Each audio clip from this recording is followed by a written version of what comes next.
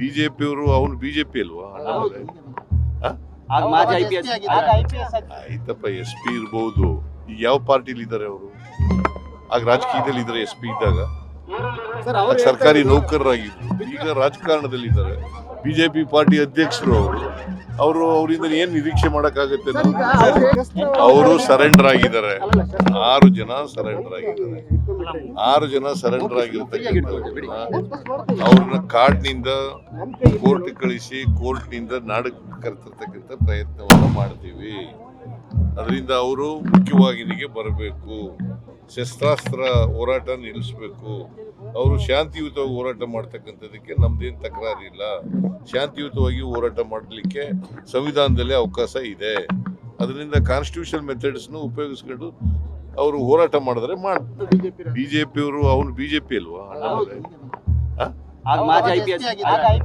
ಆಯ್ತಪ್ಪ, S P ಇರ್ಬೋದು. ಈಗ ಯಾವ ಪಾರ್ಟಿಲಿ ಇದ್ದಾರೆ ಅವರು?